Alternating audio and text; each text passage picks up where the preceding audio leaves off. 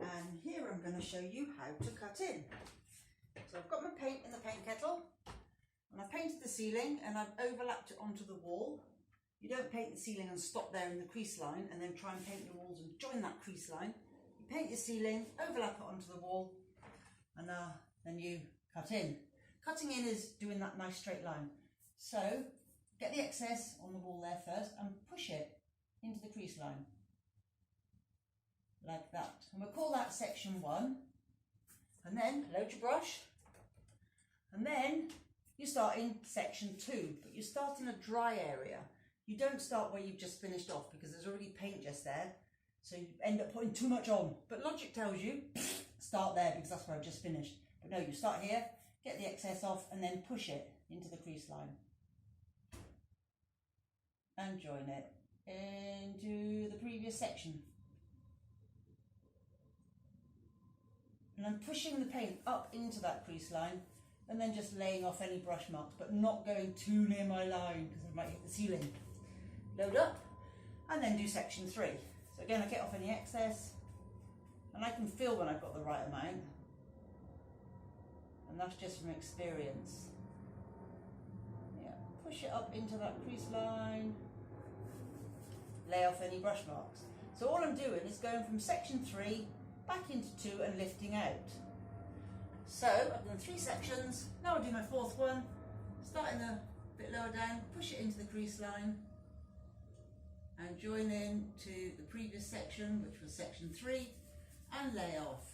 You can slap it on in both directions, but when you do your final one, you start in the area that you're currently working, which is number 4, and you travel back into number 3 and lift out to get rid of any brush marks.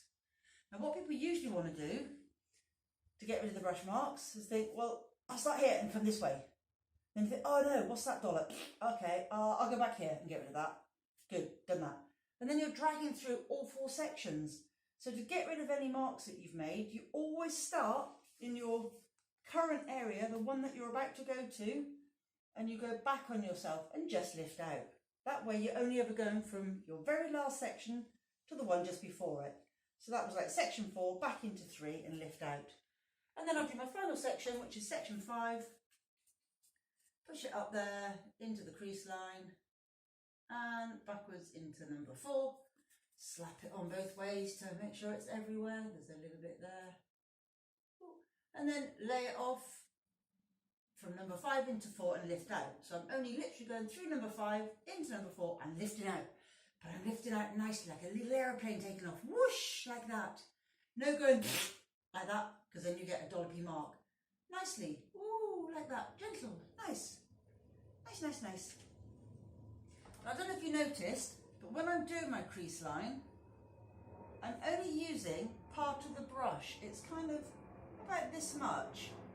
So it's like, I don't know if you can see, you're just using a smaller section, and it's a lot easier to keep your eye on a little section like that than trying to do the whole brush like this.